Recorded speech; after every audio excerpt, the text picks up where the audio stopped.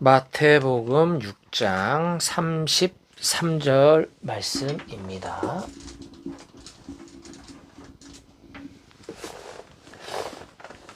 네, 찾으셨으면 이게 너무너무나 유명한 말씀이니까 이 말씀은 오늘 그냥 외워버렸으면 좋겠어요, 여러분들이.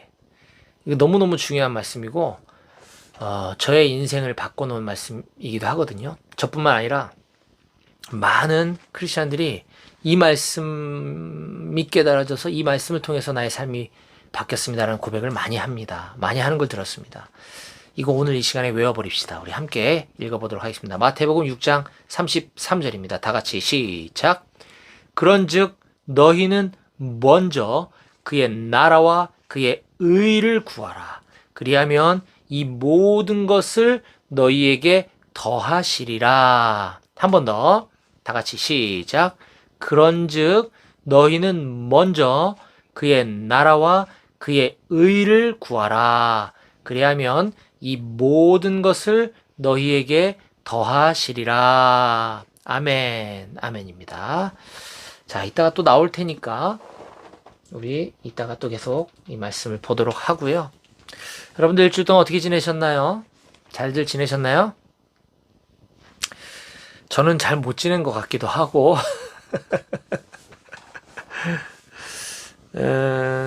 우리가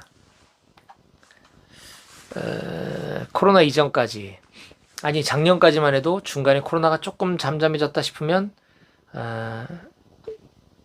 제가 부대 출입이 가능할 때 우리 이렇게 띄엄띄엄 함께 모여서 예배를 드려오다가 지금 이 코로나 상황이 계속 장기화되면서 지금 작년부터 우리가 지금 못 본 지가 꽤 오래됐습니다.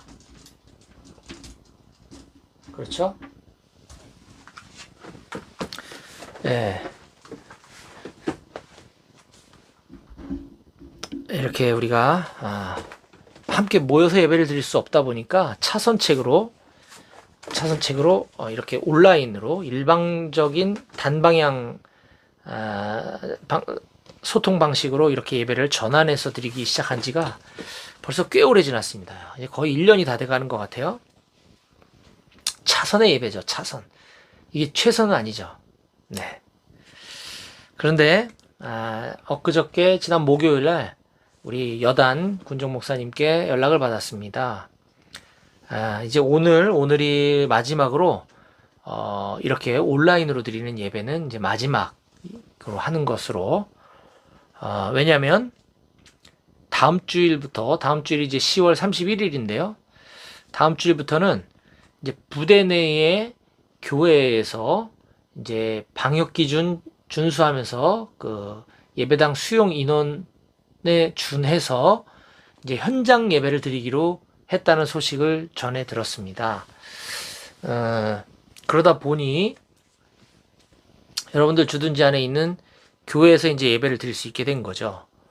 그런데 그 98대대 포송교회 우리 목사님 정 목사님 계신데 저와 마찬가지로 못 들어가시잖아요.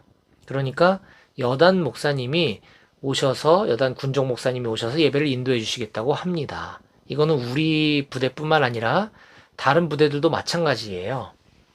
부대 내 주둔지 안에 교회가 있고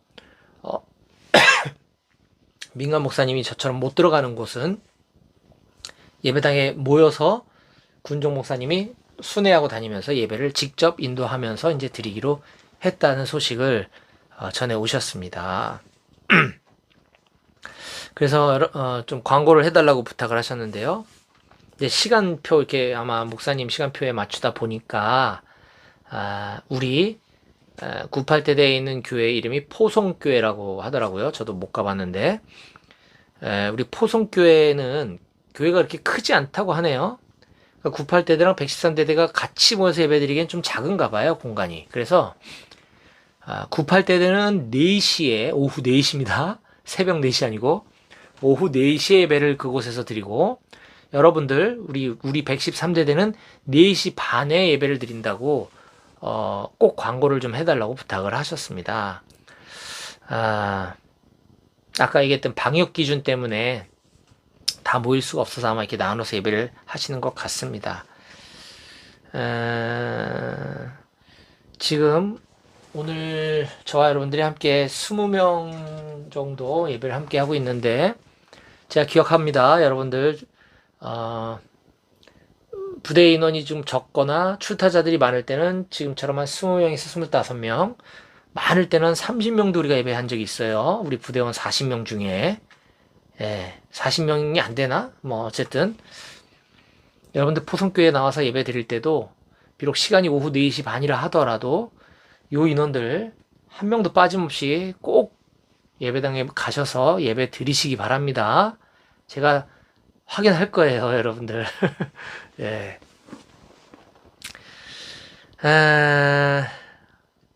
근데 여러분들 괜찮습니다. 조만간에 이제 지금 이 코로나, 위드 코로나 얘기 나오고 방역 기준 조금 나아지기 시작하면 좀 민간 목사님들 이제 부대 출입이 가능하게 될 것이고, 그렇다고 한다면 우리 포성교회 담임하시는 정용훈 목사님께서 여러분들과 같이 다시 시간을 조정해서 아마 이제 직접 제대로 된 예배, 제대로 된 간식과 함께 뭐 앞으로 다음 주부터 간식이 어떻게 될지 제가 잘 모릅니다만, 아무튼 우리 정용훈 목사님도 간식 통 크게 잘 쏘시는 분이라고 제가 들었어요. 하여튼 그래서 다시 정상적인 예배로 복귀할 날이 얼마 남지 않은 것 같습니다. 그렇게 되면 이제 예배 시간, 제가 섬기는 우리 105대대 105교회 예배 시간과 이렇게 좀 중첩되지 않는지 살펴봐서 제가 부대에 들어갈 수 있게 되면 꼭 한번 포성교회 가서 여러분들 얼굴 보고 이렇게 인사도 좀 나눌 수 있는 시간을 한번 가져보도록 저도 노력해 보겠습니다.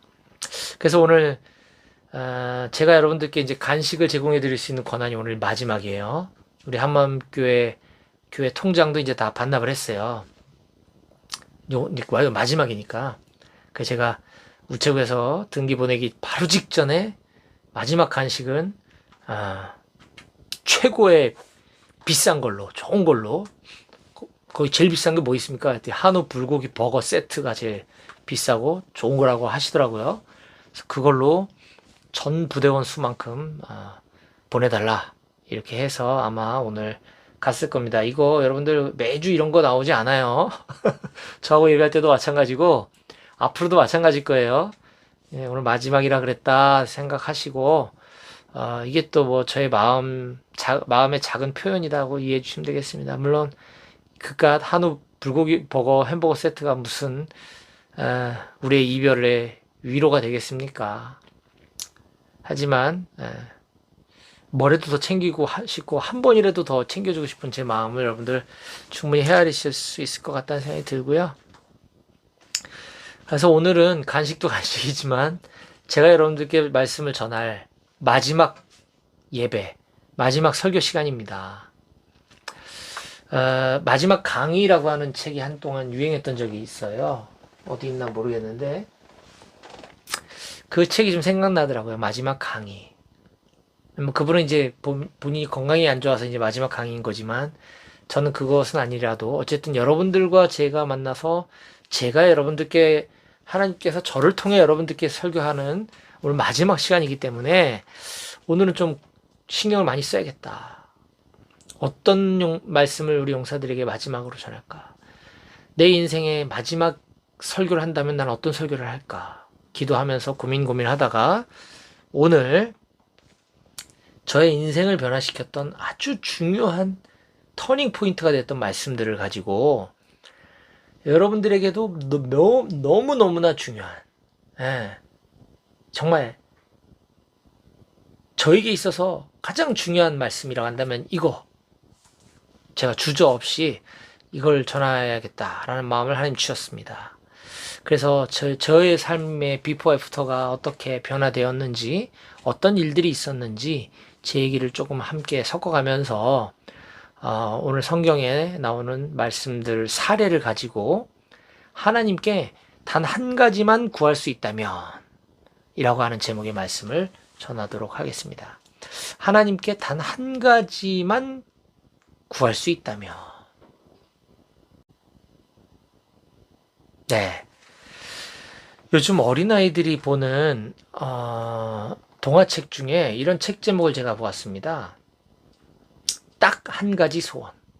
이거 제가 책 내용을 보진 않았습니다만 아마 한글을 이제 막 배우기 시작한 아이들을 위한 아주 쉬운 이런 책인 것 같아요. 책 제목이 눈길을 사로잡았습니다. 딱 한 가지 소원. 또 다른 책 중에 가시두더지의 딱 한 가지 소원. 뭐 제목의 뉘앙스는 비슷하죠? 딱 한 가지 소원.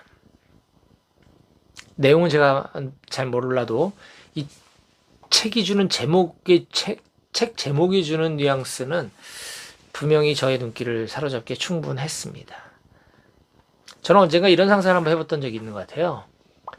하나님께서 나에게 내가 너의 소원을 들어줄 테니 한 가지 소원, 딱 한 가지 소원만 한번 이야기해봐라. 내가 이거는 반드시 들어줄 테니까 너가 딱 한 가지만 소원을 말해봐.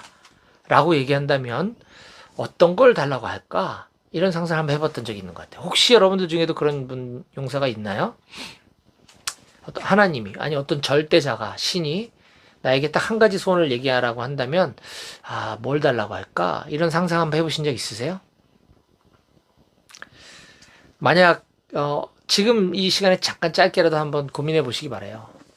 나는 뭘 달라고 할까? 딱 하나밖에 구할 수 없다면. 혹시 지금 당장 전역하게 하는 거? 전역하게 해달라고? 아니면 내가 지금 사귀고 있는 애인이 있는데, 여자친구가 있는데 도망가지 않고 나랑 결혼하게 해달라고? 뭐 이런 거? 아니면 어디서 돈벼락 맞아서 벼락부자가 되게 해달라고? 뭐 이런 거? 딱 한 가지만 구할 수 있는 반드시 이루어지는 소원 청구권이라고 한다면 이런 걸로 사용하기엔 좀 나중 시간 지나서 후회하게 될 것 같지 않나요? 왠지 찝찝하지 않나요? 그죠? 평생 딱 한 번 사용할 수 있는 소원 청구권. 무엇을 구해야 할까? 성경에 실제로 하나님께서 그거에 대한 답을 알려주신 사례가 있어요. 놀랍지 않나요, 여러분? 네. 그것도 무려 3개나 발견했어요, 제가. 3군데에서 이와 유사한 사례. 하나님이 소원을 들어줄게 말해봐 라고 했을 때 저 이거 구하겠습니다 라고 하는 전혀 다른 곳에 있는 3가지 말씀을 가지고 오늘 여러분들께 좀 말씀을 함께 나누려고 하는데요.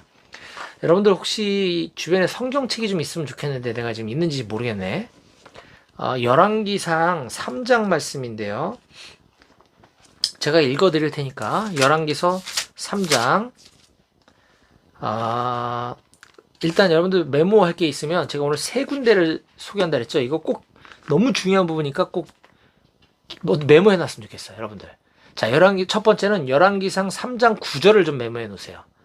왕상 3 땡땡9 왕상 3 땡땡9 열왕기상 3장 9절 말씀인데 제가 그 위에 3절부터 한번 읽어 드릴게요. 열왕기상 3장 3절부터 읽어 드립니다.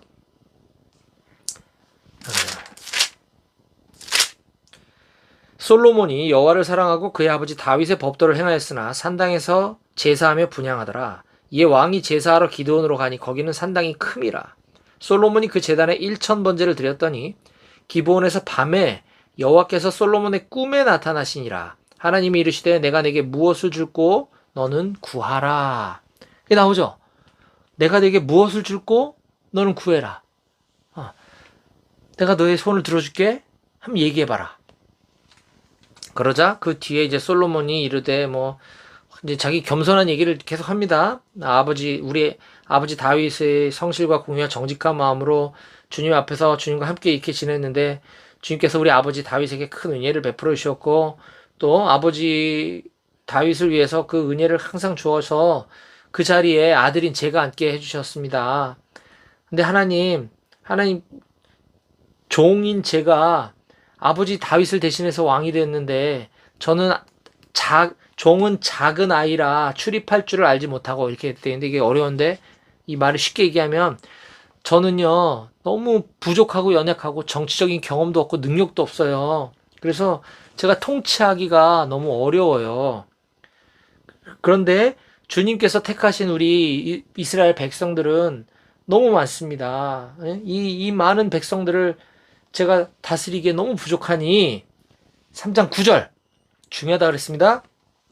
누가 주의 이 많은 백성을 재판할 수 있사오리이까? 듣는 마음을 종에게 주사 주의 백성을 재판하여 선악을 분별하게 하옵소서. 아멘. 하나님께 단 한 가지만 구할 수 있다면, 오늘 첫 번째 사례는 바로 솔로몬의 사례죠. 솔로몬이 무엇을 구했습니까? 바로 듣는 마음을 구했다라는 것입니다. 듣는 마음. 솔로몬이 하나님께 구했던 딱 한 가지, 듣는 마음. 제가 지금 읽어드린 이 본문은 너무너무 유명한, 교회 다니지 않는 사람들도 다 아는 솔로몬의 지혜, 솔로몬 왕이 왜 지혜로운 왕이 되었는가에 대한 일화인데요. 이 본문에서 우리가 잘못 알고 있는, 오해하고 있는 두 가지가 있습니다. 자, 첫 번째 오해는요, 아까 읽어드렸던 본문 중에 4절에 보면 이런 말이 나와요. 이에 솔로몬 왕이 제사하러 기브온으로 가니 거기는 산당이 큼이라. 솔로몬이 그 제단에 1000번제를 드렸더니, 여기서 이제 1000번제라고 하는 것에 대한 오해와 착각이 있어요. 많은 사람들은 이것을 1000번 횟수의 개념, 1000번씩 하나님께 제사를 드렸다, 이렇게 이해합니다. 1000번의 지성이면 감천, 비나이다 비나이다, 이게 토속신앙이잖아요. 샤머니즘이잖아요. 이것이 기독교에 딱 접목해서 이 말씀과 결합이 돼가지고 어떻게 되었느냐? 새벽 기도에 1000일 동안 하루도 빠지지 않고 내가 원하는 것을 얻기 위해 저 1000일 새벽 재단을 시작했습니다. 이런 얘기들을 많이들 합니다. 우리 아들이 대학을 들어가기 위해서, 우리 아파트 값이 떨어지지 않고 올라서 내가 재산 손실을 보지 않기 위해서, 무엇을 위해서 내가 새벽 재단 1000일 기도를 시작했다, 1000일 재단을 시작했다 얘기합니다. 내가 999일을 잘 나가다가 마지막 삐끗해갖고 너무 피곤해갖고 못 나갔어. 그럼 하나님이 이 기도 안 들어주시는 하나님이십니까? 웃기는 얘기입니다. 이거 말이 안 돼요. 그런 거 아니에요. 이 말씀 그거 아닙니다, 여러분. 자, 지금 열왕기상 3장 4절과 병행구조 똑같은 본문을 다른 사람이 기록한 책이 있는데요. 역대하 1장, 역대하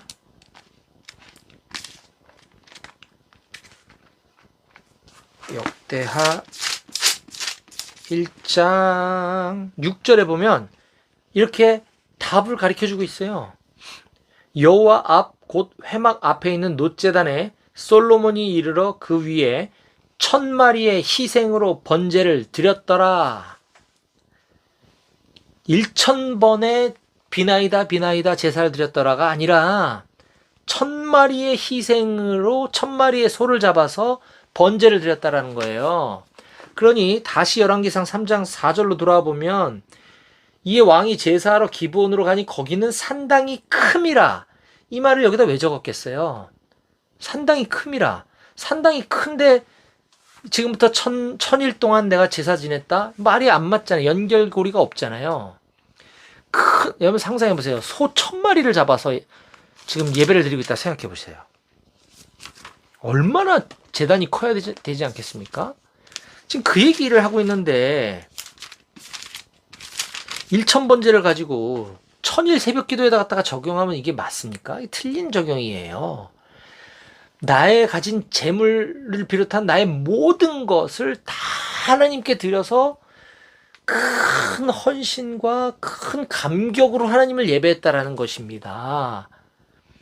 여러분들이 예배의 우선순위를 그 무엇과도 비교하지 않고 나의 모든 마음과 뜻과 정성을 다하여 하나님께 드려지는 예배, 이게 바로 솔로몬이 1000번제를 드렸다라고 하는 것이라는 거죠. 이게 맞는 해석입니다, 여러분.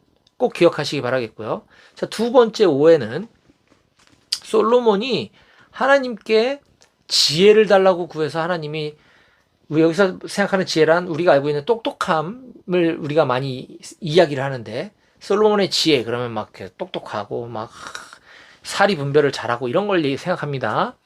솔로몬이 그걸 하나님께 구했다 착각하는데 지금 분명히 성경에는 뭘 구했다고 되어 있습니까? 열왕기상 3장 9절에 듣는 마음을 종에게 주사 듣는 마음을 구했다고 합니다. 뭘 듣는 마음이에요? 이 히브리어의 단어가 레브 쇼메아라고 하는 단어인데 이게 하나님의 음성을 하나님의 마음을 듣는 마음이라는 거예요. 하나님의 뜻을 잘 분별하고 하나님의 계획을 잘 깨닫고 하나님의 말씀을 잘 듣도록 하는 마음을 달라고 구했다는 겁니다. 하나님을 아는 지식, 하나님을 아는 지혜. 세상에 이거보다 더 큰 지혜는 없는 거죠. 그런데 우리는 아주 부분적인 단편만 놓고 솔로몬이 굉장히 똑똑하고 이 난감한 재판 두 여인이 와서 서로 자기 애라고 주장하는데 이거를 지혜롭게 해결해줘서 솔로몬은 참 똑똑한 지혜를 소유하게 됐다. 이게 핵심이 아니에요. 솔로몬은 하나님의 마음을 깨닫는 지혜를 구한 겁니다. 그랬더니 하나님 뭐라고 얘기하시는지 아세요, 여러분? 10절에 솔로몬이 이것을 구함에 그 말씀이 주의 마음에 든지라. 하나님이 엄청 흡족해 하셨다는 겁니다. 야, 사랑하는 여러분, 우리에게도 이런 신앙이 필요합니다. 딱 한 가지만 하나님께 구할 수 있다면 하나님을 구하시기 바라요, 여러분. 하나님의 마음을 제가 깨닫는 수 있는 마음을 구하시기 바라요. 하나님의 음성을 이게 뭐 소리 이런 게 아니라 하나님의 음성을 마음으로 듣는 수 있도록 그걸 구하는 솔로몬을 통해서 우리가 다른 것이 아니라 하나님을 구하는 것이 중요하구나라는 것을 꼭 깨달으시기를 축복합니다. 아멘. 두 번째입니다. 두 번째, 하나님께 딱 한 가지만 구할 수 있다면 무엇을 구하나? 이번에는 시편 27편으로 한번 가보도록 하겠습니다. 아까는 솔로몬의 얘기였고요. 시편 27편은 다윗, 솔로몬의 아버지입니다. 다윗이 지은 시입니다. 시편 27편 4절 말씀을 제가 읽어드리겠습니다. 요거 적어주세요. 두 번째 성경 구절입니다. 첫 번째 핵심 성경 구절은 열왕기상 3장 9절이었고요. 두 번째 핵심 성경 구절은 시편 27편 4절입니다. 제가 읽어드릴게요. 내가 여호와께 바라는 한 가지 일, 내가 여호와께 바라는 한 가지 일, 그것을 구하리니 곧 내가 내 평생에 여호와의 집에 살면서 여호와의 아름다움을 바라보며 그의 성전에서 사모하는 그것이라. 네. 내가 여호와께 바라는 한 가지 일, 그건 뭐냐면 내 평생에 여호와의 집에 살면서 여호와의 아름다움을 바라보며 그의 성전에서 사모하는 것. 이거라는 겁니다. 좀 길지만 잘 보세요. 내 평생토록 여호와의 집에 살면서 그의 아름다움을 바라보며 그의 성전에서 사모하는 것. 이게 뭡니까? 한마디로 예배. 예배인 겁니다. 예배. 다윗은 지금 내가 하나님께 바라는 단 한 가지 일, one thing, 한 가지 일을 구하니 그게 뭐냐면 하나님을 전심으로 예배할 수 있게 해달라는 것입니다. 놀랍지 않습니까, 여러분? 내가 한 가지만 구하면 하나님께 바라는 거 하나밖에 없습니다. 하나님의 아름다움을 바라보며 주의 성전에서 그것을 사모하는 것. 이겁니다. 이걸 구했다는 거예요. 자, 그런데 여러분, 저기서 중요한 거는 그 다윗이 뭐 다 정리하고 속세를 떠나 어디 산에 들어가서 뭡니까? 영성만 하고 뭐 수도승처럼 수도원이 되어 들어갔다는 이런 개념이 아닙니다. 다윗의 심경이 중요하다는 거예요. 다윗은 다 때려치고 산에 들어가서 수도사가 되지 않았어요. 다윗은 왕이에요. 정치가입니다. 네. 뭐 엄밀히 말하면 직장인이에요. 그죠?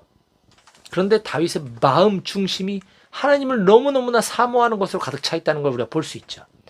시편 27편은 시편이 이제 크게 카테고리를 몇 가지로 나눌 수 있는데 그 중에 비탄시로 분류되는 시편이에요. 즉 지금 다윗은 자기를 죽이려고, 자기를 공격해서 쓰러뜨리려고 하는 자들이 너무 많았어요. 쫓겨다니는 신세였어요. 너무너무 두렵고 너무너무 무섭고 막 절망감에 사로잡혀 있을 때 그때 이런 고백을 했다는 겁니다. 이게 가능합니까? 저 같았으면 주님, 저 하나님의 사람 맞죠? 그렇다면 저 원수들을 싹 쓸어주세요. 저를 좀 살려주세요. 이렇게 기도했을 것 같아요. 다윗은 제가 바라는 거 하나밖에 없습니다. 제 평생 동안 하나님의 집에 살면서 하나님의 그 아름다움을 앙망하며 그의 성전에서 그것을 사모하는 것입니다. 이 예배를 사모하는 마음. 다윗이 구했던 한 가지 일.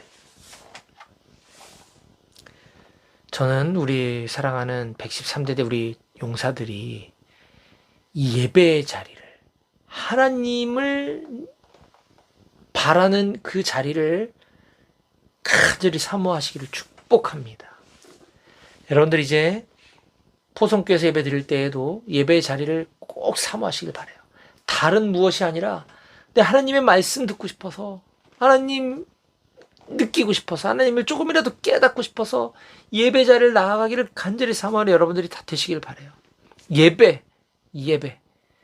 지금 다윗은 그 무엇보다 그 어느 것과도 바꿀 수가 없었어요. 여러분들도 마찬가지입니다. 이 예배는 그 어떤 것과도 맞바꿀 수 없는 시간입니다. 아니, 내가 그 어떤 것들과 바꿔서라도 이 시간을 지켜야 되는 자리입니다. 여러분들, 하나님께 바라는 것 딱 한 가지 소원이 있다면 온전한 예배, 하나님을 바라보고 하나님을 구하는 그 예배를 사모하시기를 주님의 이름으로 간절히 부탁드립니다. 아멘. 자, 마지막 세 번째입니다. 세 번째. 자, 첫 번째 중요한 거 열왕기상 3장 9절 듣는 마음. 두 번째 중요한 거 시편 27편 4절 예배. 세 번째 중요한 거 하나님께 딱 한 가지밖에 구할 수 없다면 이번에는 어떤 걸 소개하고 있는가? 마태복음 6장 33절 가보겠습니다. 오늘 우리가 처음에 읽었던 오늘 설교 말씀의 핵심 구절이죠. 마태복음 6장 33절. 그런즉 너희는 먼저 그의 나라와 그의 의를 구하라. 그리하면 이 모든 것을 너희에게 더하시리라. 아멘. 하나님께 단 하나밖에 구할 수 없다면 마지막 세 번째 사례는 예수님이 직접 가르쳐 주신 겁니다. 예수님의 이야기입니다. 먼저 그의 나라와 그의 의를 구하라. 그것이 정답이니라. 그의 나라, 하나님의 나라와 하나님의 의. 저는 학부 때 대학 시절에 체육을 전공했습니다. 체육을 전공하고 제 얘기를 좀 할게요. 체육을 전공하고 육군 학사장교로 임관해서 7년 동안 전후방 각지를 다니며 군복무를 하고 지휘관 및 참모 업무를 수행하다가 2004년도에 31살의 나이에 대위로 제대를 했습니다. 군 제대 후에는 외국계 생명보험회사에 들어가서 프로 세일즈맨이 됩니다. 세일즈 실적을 굉장히 잘 했어요. 그래서 뭐 각종 신기록도 갈아치우고 지점에서는 거의 탑을 달리고 있었죠. 잘 나갔습니다. 돈도 많이 벌었겠죠. 해외여행도 다녀오고 막 그랬어요. 일찌감치 부지점장으로 전환해서 영업 관리자의 길을 남들보다 좀 어린 나이에 빨리 시작하기도 했습니다. 그런데 그 좋은 날도 그렇게 오래 가지는 않았어요. 시간이 점점 지나면서 영업 관리자로서 리크루팅 실적도 점점 저조하고 제가 리크루팅한 우리 팀원들의 영업 실적도 점점 약해지고 힘들어지다 보니까 그분들도 생활이 힘들어지고 저희 팀원들이 실적이 떨어지니까 저도 경제적으로 힘든 그런 시간들을 보내고 있었습니다. 제가 이것을 해결해 보려고 보험 비교 사이트라고 하는 것을 만들었어요. 그때 당시로서는 굉장히 획기적이고 파격적인 어떤 툴이었는데요. 보험 비교 사이트 뭐냐? 일반 사람들이 본인이 원하는 보험 상품을 인터넷에 포털에 뭐 네이버나 다음 이런 데다가 단어를 띡 검색하면 제 사이트가 딱 노출이 되고 거기 클릭해서 들어와 보면 무슨 보험, 무슨 보험, 무슨 보험이 쭉 있는데 내가 원하는 보험 상품을 클릭하면 그 다음에 내가 원하는 보험 회사, A 회사, B 회사, C 회사 중에 내가 희망하는 회사를 몇 군데를 체크하면 그분에 대한 간략한 인적 정보가 저한테 유료 회원으로 가입되어 있는 각 보험회사에 영업하시는 분들에게 데이터베이스로 뿌려지고 그들이 경쟁해서 그 계약을 따가는 겁니다. 자, 그러면 고객은 무료로 내가 원하는 보험회사의 견적을 받아서 비교해 볼 수 있고 보험 가입해도 그만 안 해도 그만이에요. 자, 영업하시는 분들은 영업하기가 힘들기 때문에 저한테 돈을 내고 보험 가입 가능성이 상당히 높은 고객 정보를 받는 서비스를 제공하는 이런 툴이죠. 굉장히 훌륭하지 않습니까, 여러분? 물론 저희 팀원들, 제가 리크루팅해서 세팅한 우리 팀원들에게는 우리 회사 여러 회사의 그 영업하시는 분들 중에 우리 회사 분들은 제가 유료 회원을 받지 않았죠. 당연히 우리 팀원들에게 무료로 제공을 해줬죠. 자, 이걸 통해서 얻을 수 있는 효과는 우리 팀원들이 영업할 수 있는 도구가 생기고요. 저는 영업 관리자이자 리크루팅하는 사람으로서 남들이 갖고 있지 않은 저만의 경쟁력 있는 아주 강력한 무기를 가지고 있는 것이죠. 리크루팅 할 때 엄청 장점이 될 수 있겠죠. 게다가 부수입을 올릴 수 있는 투잡이 되겠죠. 예. 아주 기가 막힌 아이디어라고 저도 자평했습니다. 그런데 문제가 있었어요. 뭐냐면 온라인 마케팅을 할 줄 알아야 되는데 제가 아무것도 몰랐습니다. 이거를 온라인에 노출을 시켜서 누가 이게 타고 들어와야 되는 거잖아요. 그러니 어떡하겠어요? 쭉 봤더니 거기에 이제 그 파워링크, 스페셜 링크, 무슨 링크 이런 게 있는데 거기에 키워드를 돈 주고 사는 거더라고요. 네이버에 보험이라는 단어를 몇 위는 얼마, 몇 위는 얼마, 몇 위는 얼마 1년 동안 또 보험이라는 단어만 삽니까? 무슨 보험, 뭐 여러 가지 단어들을 뭐 사야겠죠. 우리 한마음교회를 만약에 누가 검색하고 들어오게 하려면 한마음교회 오포병여단, 뭐 오군단, 113대대, 뭐 동원훈련장, 뭐 한마음 교회뿐만 아니라 한마음 군인교회 뭐 이런 여러 가지 단어들을 유추해서 그 단어들을 다 사야 되는 거 아니에요. 이걸 다운만 삽니까? 네이버도 사야죠, 엠파스 사야죠, 야후 사야죠, 돈이 엄청 많이 들더라고요. 뿐만 아닙니다. 이 각 포털들이 운영하는 이것은 딱 들어가 보면 맨 위에는 무슨 링크 1, 2, 3, 2. 그 밑에 무슨 링크 또 조금 마우스 내려보면 또 무슨 링크 해갖고 각각 순위들이 막 있어요. 근데 이 두 번째 이하는 자기들이 자체적으로 운영하는 거고 맨 위에 있는 무슨 링크 또 다음에 있는 무슨 링크 네이버에 있는 무슨 링크 맨 위에 있는 거는 오버추어라고 하는 어떤 독점 회사가 이거를 독점권을 가지고 실시간으로 클릭할 때마다 돈을 그 오버추어로 들어가는 시스템으로 되어 있더라고요.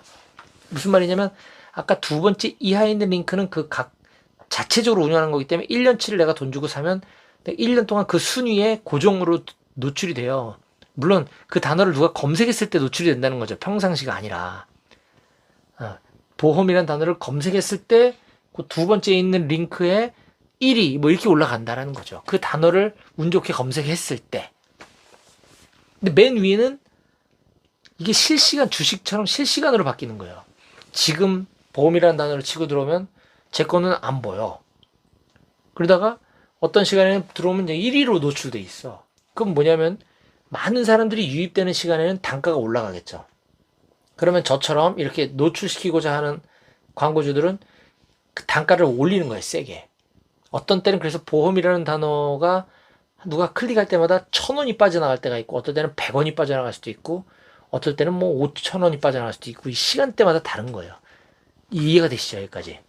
이걸 제가 몰라가지고 이걸 하려면 누군가가 붙어서 계속 그 로그 분석을 해서 고객들이 이 단어를 유입하는 시간대와 유입량에 대한 패턴을 분석하고 각 단어들마다 그런 것들을 쭉 분석해서 유입이 좀 낮은 때에는 단가가 떨어지니까 금액이 많이 안 빠져나가니까 순위를 조금 올리고, 고객이 유입이 많을 때는 굳이 비싼 돈 주고 1위에 노출시키지 않아도 한 2, 3위에만 놔도 클릭해서 유입할 수 있는 효과가 있고, 대신 1위보다는 단가를 조금 낮출 수 있고, 이런 것들을 계속 핸들링을 해줘야 이 지출을 관리할 수가 있는데, 혼자 만들어서 혼자 운영하다 보니까 아침에 주요 키워드들 따다닥 걸어놓고 이제 나가서 뭐 우리 영업하시는 분들과 같이 동반 영업 활동도 다니고 리크루팅 하러도 다니고 돌아다니다가 저녁에 딱 와보면 통장에서 돈이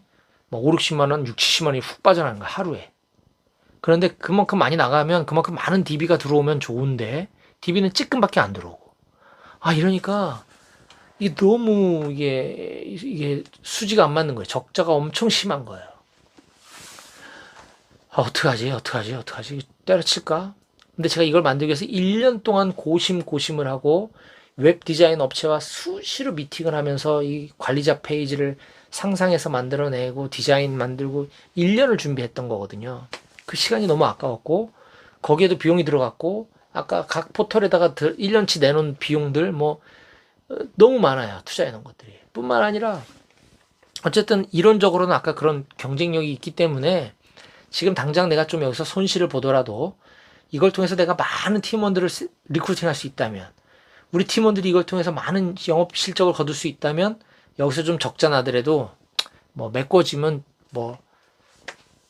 괜찮겠다. 그래서 계속 끌고 갔어요. 1년이 넘도록. 그동안 계속 저는 빚만 늘어났죠. 더 이상 빚을 낼 수도 없을 지경까지 갔어요. 집도 아파트에 전세해서 월세까지 가고.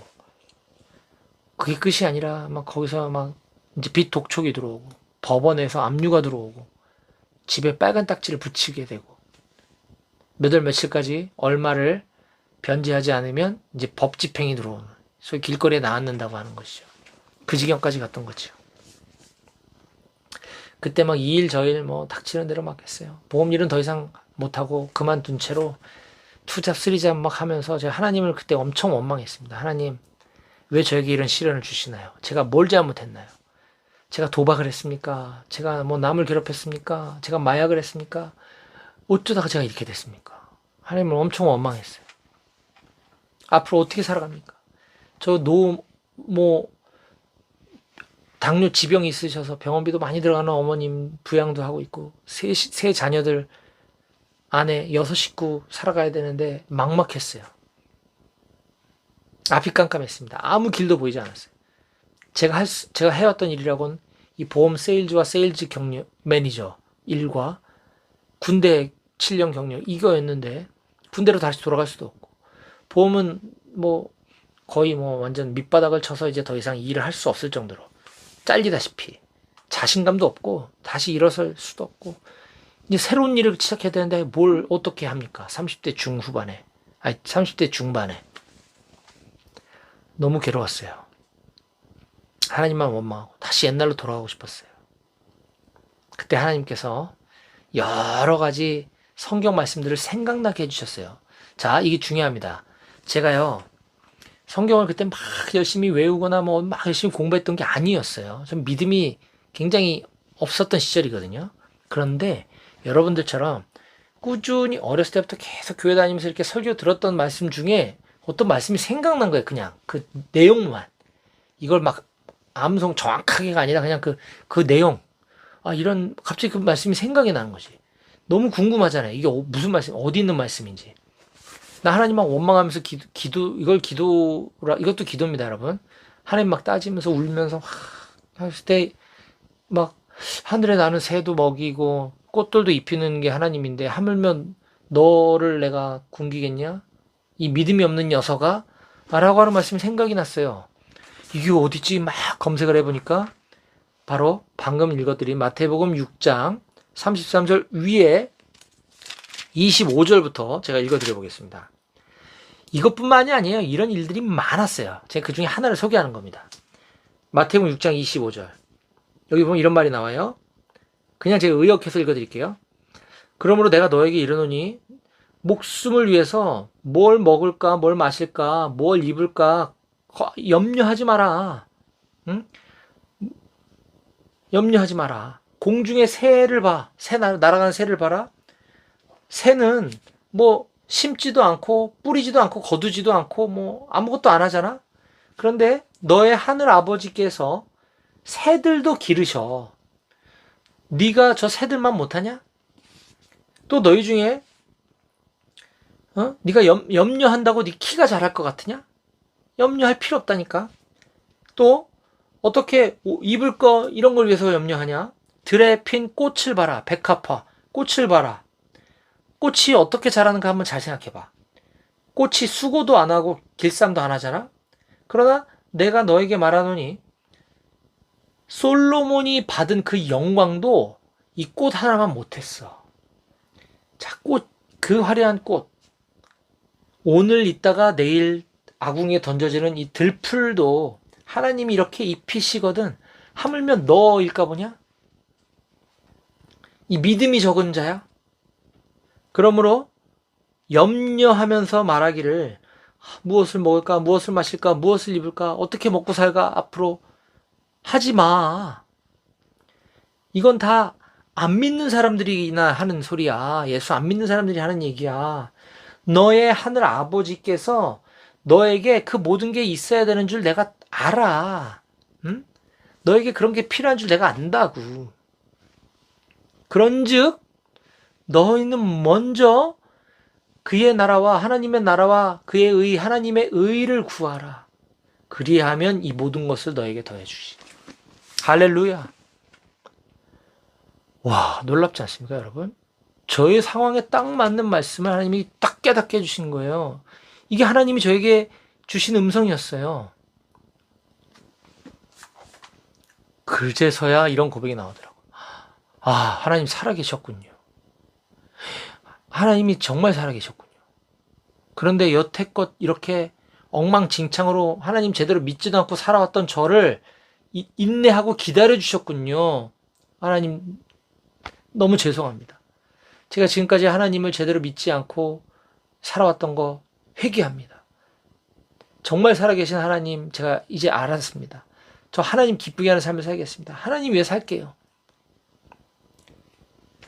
그랬더니 상황은 하나도 바뀐 게 없어요. 직장도 그냥 아르바이트 같은 직장 다니고 있고 먹고 살기 너무 힘들고 빚은 산더미고 바뀐 게 아무것도 없는데 이제 불안하지가 않아. 말씀해 주셨으니까 마음이 편해지고 이제 전혀 힘들지가 않았어요. 그러면서 저는 계속 하나님을 구하는 삶을 살기 시작했어요. 아까 솔로몬이 듣는 마음을 구했던 것처럼 다윗 왕이 주의 성전에서 주의 아름다움을 앙망하며 사모하는 삶을 살았던 것처럼 저도 그렇게 살게 되더라고요. 나도 모르게. 그랬더니 세월 지나 어떻게 됐겠습니까? 여러분, 제가 이 얘기를 안 할까 할까 고민을 많이 했는데 여러분들이 혹시 여기에 주목할까 봐. 이거 핵심이 아닙니다. 먼저 하나님의 나라와 의를 구하라는 게 핵심이고 그리하면 이 모든 걸 주겠다는 건 그냥 부록이에요. 부록. 예? 이 모든 것에 관심이 있어서 하나님의 나라와 의를 구하는 척하면 그걸 하나님 모르시겠냐고요. 그렇죠? 우리가 해야 될 일은 오직 하나. 하나님만 구하는 거. 하나님의 의만 구하는 거. 그게 뭐냐? 좀 더 쉽게 얘기하면 하나님의 나라. 하나님이 왕이 되셔서 하나님이 친히 내 삶을, 내 인생을 다스리도록 통치하시도록 하나님께 내 인생을 맡겨드리는 거예요. 그게 그의 나라를 구하는 거예요. 그의 의는 뭐예요? 내가 잘난 줄 알고 내가 의롭다고 나 자신의 생각과 나의 의견을 주장하고 내가 뭐 세일즈를 잘했고 뭐 이렇게 살아왔던 내가 이제 하나님 중심으로 살도록 바뀌는 거. 그리고 지금과 같이 내가 잘못한 게 아무것도 없는 것 같지만 왜 이런 상황이 벌어졌을까? 내가 이해하지 못해도 하나님의 계획 안에 그것이 있다면 그것은 옳은 거예요. 하나님이 하시는 모든 일은 다 옳아요. 그걸 믿는 것. 하나님의 의. 자, 좁게는 내 인생에서 일어나는 이해되지 않는 모든 것들이 다 옳습니다라고 인정하는 것. 이게 하나님의 의를 구하는 거고요. 크게 봤을 때는 하나님이 행하신 가장 놀랍고도 의로운 일은 뭡니까?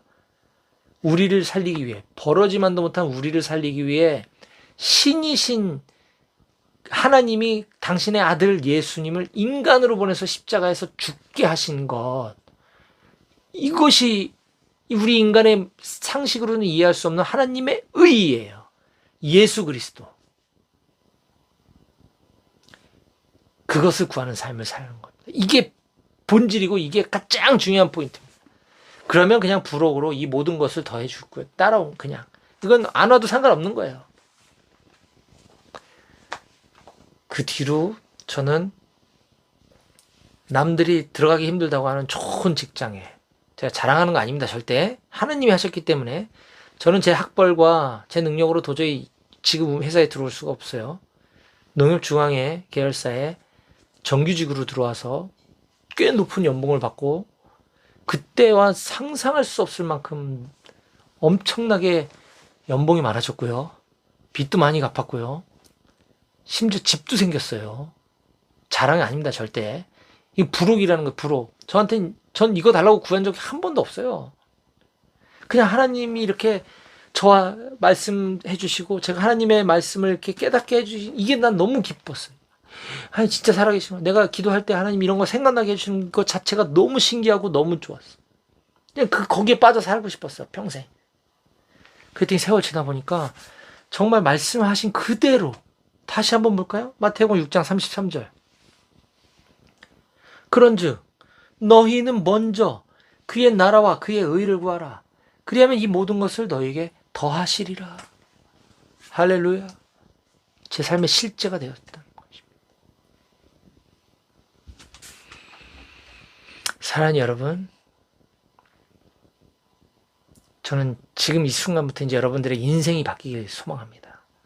내 중심적으로 내가 바라는 것을 추구하며 사는 것이 아니라 그냥 하나님을 좀 느끼고 경험할 수 있도록 그걸 달라고 다 구하라는 얘기예요. 그거 어떻게 합니까 갑자기? 우리가 해서 뭐 하나님을 느낄 수 있어요? 하나님, 도대체 목사님이 얘기한 저게 내가 뭔지 어렴풋이 알겠는데 저도 그런 경험이 좀 있게 해주세요. 저 하나님 구합니다. 하나님 안 주실 이유가 없어요.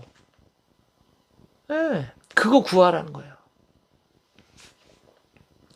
저는 우리 사랑하는 우리 한마음교회 청년들이 그렇게 우리 인생의 모든 중심과 모든 초점이 하나님 한 분께로만, 예수님 한 분께로만 맞춰져서 그분만을 구하며 살아가는 이 기쁨을 저와 같이 누리시기를, 오늘 저와 함께 예배드리는 이 마지막 설교 시간을 통하여서 꼭 그거를 깨닫는 날이 오게 되기를 주님의 이름으로 간절히, 아주 간절히 축원드립니다. 아멘. 기도하시겠습니다. 하나님 아버지 감사합니다.